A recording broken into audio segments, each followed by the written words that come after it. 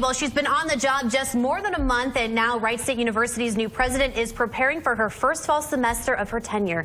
President Cheryl Schrader joins me now. Thank you so much for coming in this morning. We greatly appreciate it. It's a pleasure. And you are actually the first female president at Wright State in the university's 50-year history. That is amazing. Congratulations. Well, thank you. It certainly is a wonderful opportunity.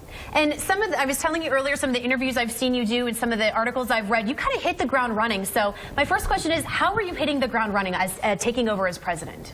Well, there's a lot of caffeine involved, but certainly there's an opportunity just to get out and about and meet people, understand the community more, and understand the university as well. And so what are you hoping to accomplish in your first year as president?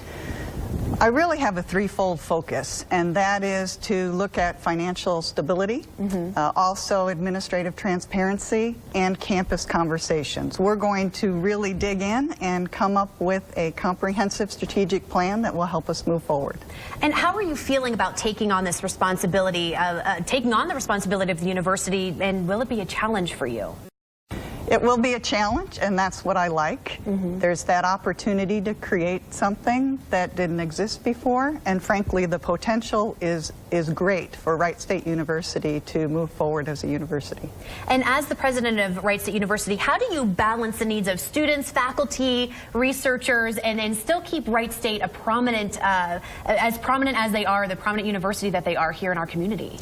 Well, you are true in noting that it is a challenge to strike that delicate balance, and that's why I'm spending time just learning about all of the different stakeholders that really look to Wright State to help with the region and its vitality. So, of course, we're going to do the strategic plan, and that will help us bring more of a focus and identify the priorities so that we all know how to be most effective.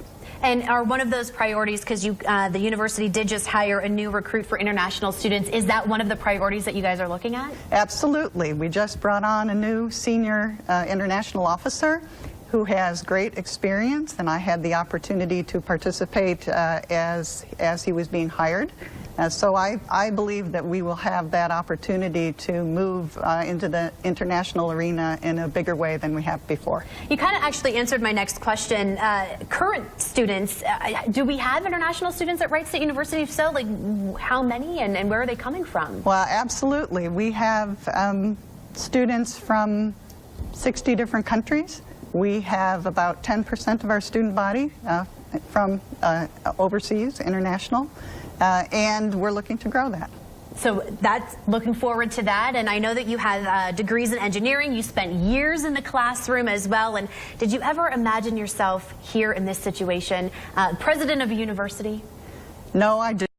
No, I did not. But, you know, I've had great opportunities, and frankly, this position at Wright State University just fits so well with my prior experiences, working with public-private partnerships, with military, government, industry, and of course the community. Why did you decide to take on this challenge, and why Wright State?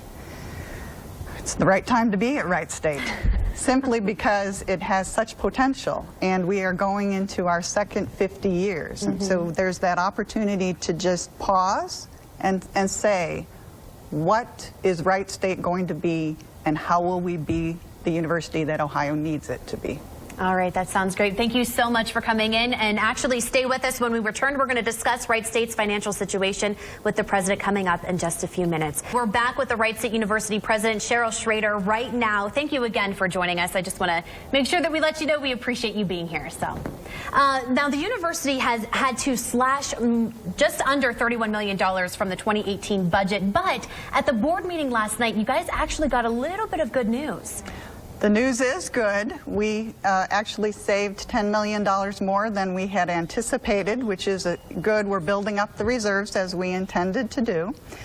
We have to add for the FY18 budget nearly $4 million additional in reserves. We have a challenge from the board to add an additional $6 million to the reserves, so we have about $2 million more to go.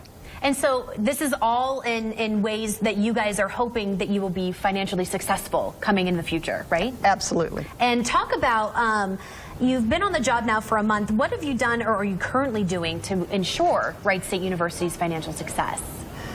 Well, one of the things that we are doing is creating a chief business officer position and having that person oversee not only finance but also operations. And that on that daily basis, really taking a look at those shared services across the university so that they are most customer focused and most efficient and effective.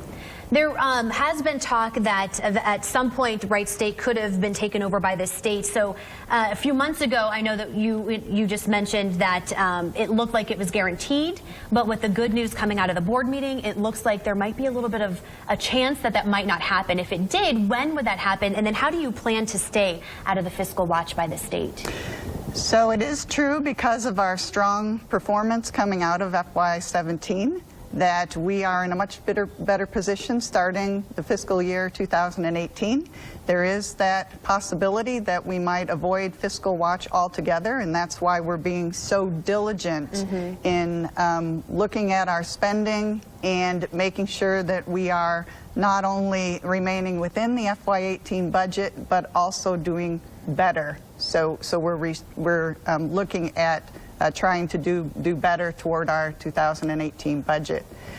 In terms of fiscal watch, we would know in the first quarter of 2019 whether we were on it or not, and then we would have 30 days to come up with a plan for how we move off of it and 3 years to implement that plan.